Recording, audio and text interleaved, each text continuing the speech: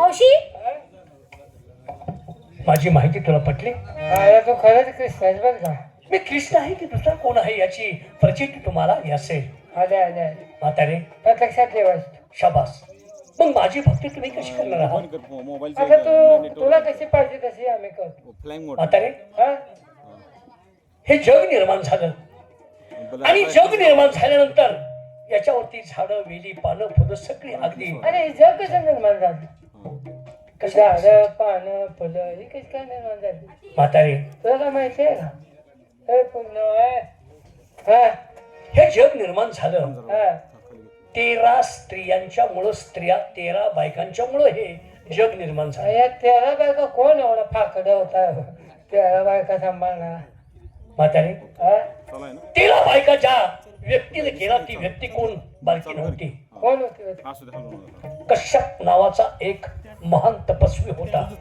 मान तपस्वीला 13 बायका. हा आज तपस्वी असून त्याने ही काम कवा केलं जग निर्माण करायचं. म्हातारे हा ही सगळी उलाढाल करायची असेल हा तर अवतार घ्यावी लागतात. एक तुला सांगतो मी हा विनो तुला उदाहरण सांगतो. हा. ऐकणारी माणसं आहेत म्हणून तुला सांगतो. लय वेगळं काम आहे. म्हातारे हा ब्रह्मदेवाला एक दिवस गर्व झाला. हा सगळ्या क्षेत्रात गर्व आहे. हा त्याला दुसरं एक उदाहरण आहे दुसरं पण सांगत नाही मी. पण ब्रह्मदेवाला एक दिवस गर्व झाला. रावणासारखा. हा रावणासारखा. रावणासारखा. हा म्हातारे माझ्याशिवाय काय चालतंय का. माझ्याशिवाय काही चालत नाही. हा. नवग्रह पालते घालून मी त्याच्या पायऱ्या केल्या त्याच्यावर वरून चढतोय मी आणि सिंहासनावर बसतोय. काय झालं? असा रावणाला जसा गर्व झाला होता होय तसा ब्रह्मदेवाला त्याच्या अगोदर गर्व झाला होता. कसं काय काय गर्व झाला? काय झालं? ही सृष्टी माझ्यामुळे चालते आणि मी जर इथं नसलो तर सृष्टी ही चालणारच नाही. मग आता त्याचा गर्व झाला. असा ब्रह्मदेवाला गर्व झाला. हा आणि खरंच विष्णूला तो गर्व माहीत पडला. हा विष्णू म्हटला ह्याचा फुगा फुटला पाहिजे. हा. ह्याचा फुगा जरा फुगत चाललाय. हा मग ह्याला काहीतरी टोचलं पाहिजे त्याशिवाय फुगा फुटणार नाही. हा. त्यासाठी ब्रह्मदेवाला म्हणलं विष्णू म्हणजे ब्रह्मदेवा आज आपण थोडा फेरफटका मारूया पृथ्वीवरती. बर मग दोघं पृथ्वीवरती असे फेरफटका मारत असताना एक मोठा सागर दिसला. समुद्र दिसला. आणि समुद्र दिसल्यानंतर त्या समुद्राच्या कडेने एक प्राणी येऊन बसला होता. प्राणी.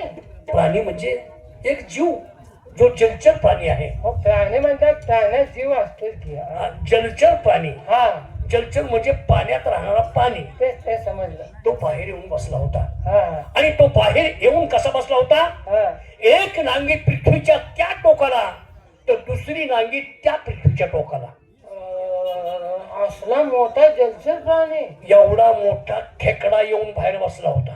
अरे बापरे काय त्याचं वास्तव. आता तो खेकडा बघितल्यानंतर ब्रह्मदेव म्हटला हा देवा तुम्ही हे जन्माला काय घातलंय? हा म्हणजे ब्रह्मदेवा तुम्ही सृष्टी निर्माण केली. हा सगळे जीव माझ्यावरती मी निर्माण केले. हा म्हणजे आता ह्यो प्राणी कोणता आहे? हा तरी म्हणजे हा खेकडा आहे. हा एवढा मोठा? हा हा म्हणजे एवढा मोठा आहे. म्हणजे काय भानगड आहे याच्यात काय? तर याच्या पाठीमाग काय आहे? तर त्यावेळेस विष्णू म्हटला तुम्ही खोलून बघा काय ते. वरचं टोपण असतं का खेकडा खाल्लायस का गावा तू? बारका असतं भाजून खाल्ल्याला पण ते काय खाते. ठीक आहे बारका तरी असेल. बरं, बारका तरी असेल तर ठीक आहे. वरचं टोपण जे काढलं डोळ्याजवळ टोपण असतं ते. शाबास. ते वरचं टोपण काढल्यानंतर तुला आत काही काय दिसलं?